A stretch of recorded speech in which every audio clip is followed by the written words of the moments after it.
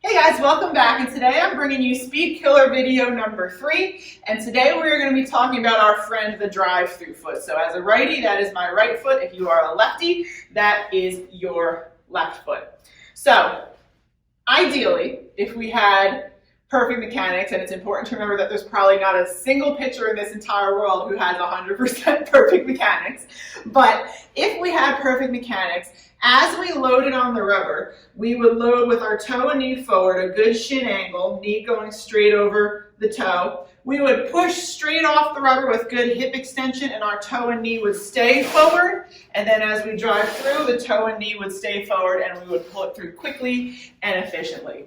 Unfortunately, this doesn't always happen, especially when you have a pitcher who has structural or muscular weaknesses. So today, we are going to be talking about issues with the drive-through foot being a big contributor to loss of speed. And when I say issues with the drive-through foot, I mean drive-through foot collapse, or leaping, or crow hopping, drive-through foot turning and pivoting, all issues with that drive-through foot that significantly decrease our speed and our command, believe it or not. So again, like I said, ideally, we would love it if every single pitcher in the world would come off the rubber, toe and knee forward, glide and drive through with that toe and knee forward, because then it's really easy not only to explode outward off the rubber, but get that drive through quickly and efficiently. So if you have a pitcher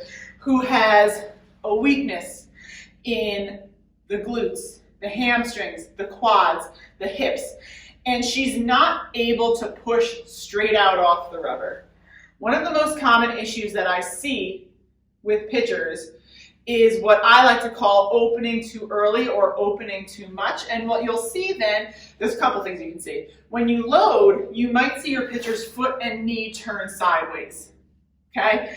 And already just that little movement right off the bat is gonna take away my power, because now I don't have access to those explosive outward muscles that are gonna take me off the rubber. I really only have access to my weaker inner leg muscles, and I'm not going to be able to push straight off the rubber because my leg is in this position. So already I've lost out on that really good explosiveness that I need to get power, simply because my toe and knee have turned sideways, okay? But what happens after this, more often than not, is you're going to see a couple of things.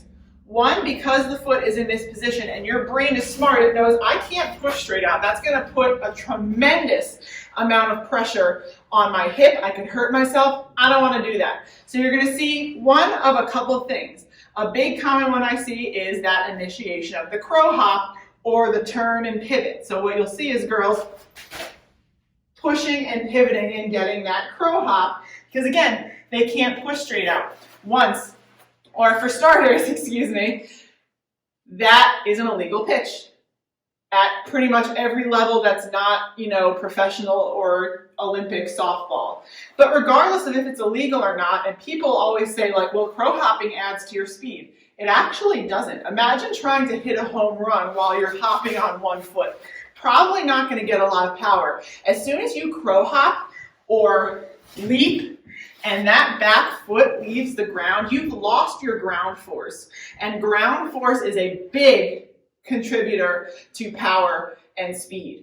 The other thing that you can see when we get this kind of opening too early is drive-through foot collapse. This is really common. And I know a lot of you are probably thinking to yourself, well, wait a minute. I see a lot of top-level D1 pitchers who have that drive-through foot collapse. And you're absolutely right. They do, because it's a very common issue that not a lot of coaches, including college coaches, know how to fix. Or if you get recruited to that level, a lot of coaches don't bother to fix it because they're like, well, she's good enough to pitch for my team. But what a lot of people don't realize is if they corrected that issue, they could be throwing even faster. So if you have a 65-mile-an-hour pitcher who's collapsing her drive-through foot, hey, that's great. She's throwing 65 miles an hour. That's amazing. We all want to throw 65 miles an hour. She could be throwing 70 miles an hour. So we never know. If she stayed up on that toe, if she was getting more outward drive from her hips and not opening her body too soon, she might be throwing even harder.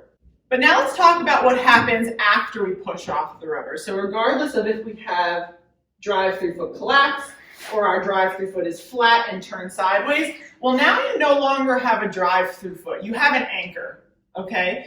And it's really, really hard to pull that drive-through foot through quickly, all the way, at the right time, or using your hips. What you're gonna see more often than not, if you have a picture that has drive-through foot collapse or a crow hop or drive-through foot turning, is you're gonna see them collapse and use their upper body to get their drive-through through the rest of the way through. And as we know, there's a huge, and we're gonna talk about this in a later video, posture and vertical stacking is critical in pitching. So as soon as you've collapsed that drive-through foot and turned it backwards and pivot, and now you're going forward with your upper body, you've lost your front side resistance, you've lost your vertical stacking. So opening too soon and getting those drive-through foot issues don't just affect the drive-through foot, it creates a domino effect of other issues as well, which is why drive-through foot, toe, and knee positioning is so important when it comes to speed and command. So this has been my latest speed killer video in the series. We're going to have a couple more coming out for you guys soon, and I'll talk to you next time.